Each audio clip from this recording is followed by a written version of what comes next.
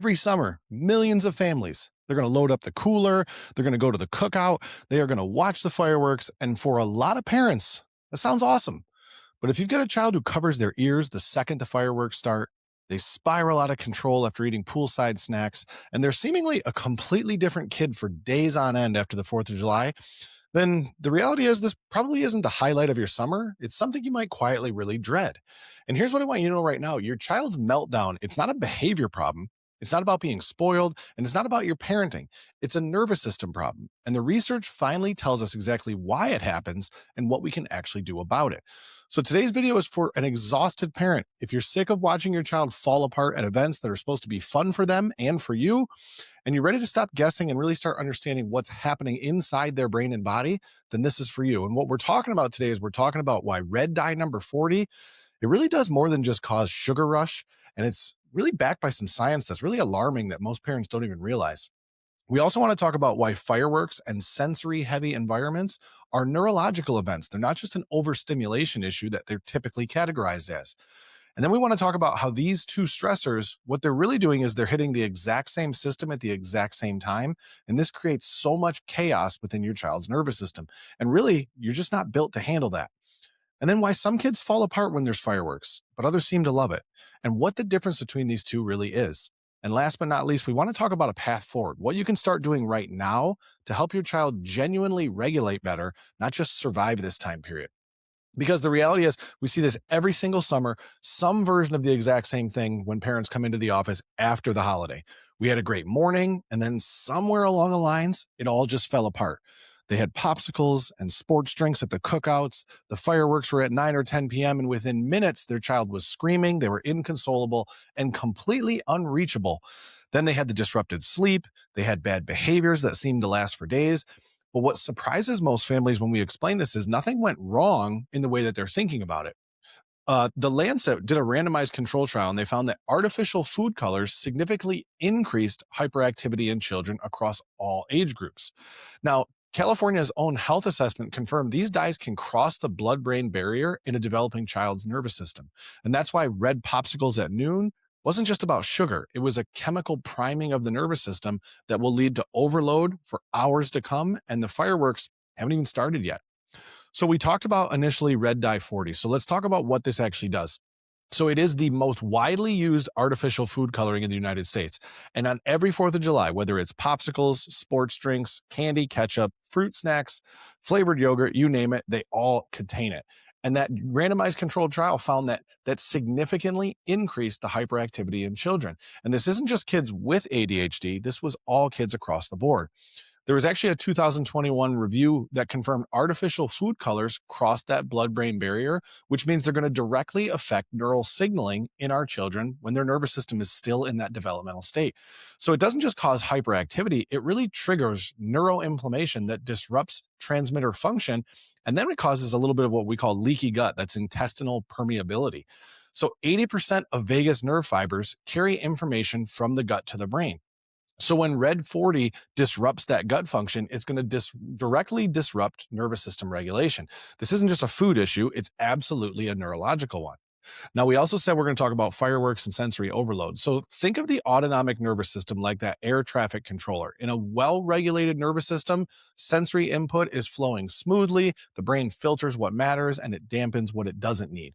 But a 4th of July celebration is a full sensory assault. Fireworks are going off, high sirens, crowds, flashing lights, smoke, heat, disrupted schedules. All of these things are happening at once.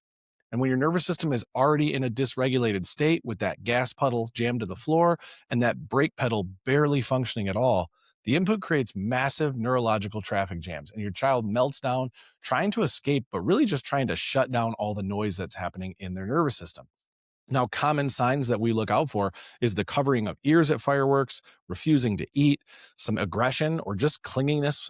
Emotional breakdowns can happen both during and after the event. And then there can be that sleep disruption, and that may last for days afterwards. Because the meltdown isn't just about the fireworks, it's the nervous system already overwhelmed before the family even left the house. And the fireworks were just that final straw that pushed their nervous system against the wall. So why do some kids react and others don't? So two kids, they have the same popsicle, One's fine, the other one falls apart. Two kids are watching the same fireworks. One's going to love it. One seems to break down. And maybe that's not just one of your kids' friends. Maybe that's one of your kids and the other one is another one of your kids. The difference isn't willpower or parenting, it's nervous system regulation. We call this the perfect storm. When we have prenatal stress, along with birth trauma and early childhood stressors that accumulate, they're going to disrupt neurological development at the very beginning of life. Each layer, difficult delivery, early antibiotics, chronic ear infections, colic, reflux, all of those layers are creating subluxation, which leads to neurological interference that disrupts the function and regulation of the nervous system. You see, subluxation leads to dysautonomia, which is an imbalance between the sympathetic gas pedal and the parasympathetic brake pedal. And this leaves our children without the neurological reserve tank to handle what some other children might handle very easily. Now, you can do management strategies, but they can really only go so far. If the nervous system ultimately has that hole in it, we have that leak in the bucket, then you can throw water out all day, but you're still sinking. The real work happens when we get to that foundational nervous system level. When we talk about chemical and sensory overload hitting at the exact same time, when we have those red dye popsicles and we have those fireworks and we have the crowds and the sirens in between, and a child walks into a party that's already creating a stressful situation for them and their nervous system is already running at a deficit, then it's a double assault. The artificial dyes attack the chemical side. There's disruption to the gut. It triggers inflammation. We're compromising that gut-brain barrier. We have sensory overload from the neurological side. The body is just not able to regulate all of these things at once, and they're hitting the nervous system all at the same time, which means we're going to shut down that vagus nerve and we're going to drive that sympathetic nervous system all the way full floor or full foot to the floor pedal, driving our body just far too hard. And especially with our kids, when their nervous system is still trying to learn and develop, it's just more than they can usually handle. So what we really want to look to do is find a way to restore the nervous system's regulation because we want to give you a path forward. Now, short-term strategies, they matter. So you want to try and avoid those dyes, avoid those chemical triggers. Some kids are using noise canceling headphones. Some families have more of a protection of their sleep plan. Maybe they have a quieter exit plan, but these are only managing the load that their nervous system's dealing with. They're not really fixing the foundation.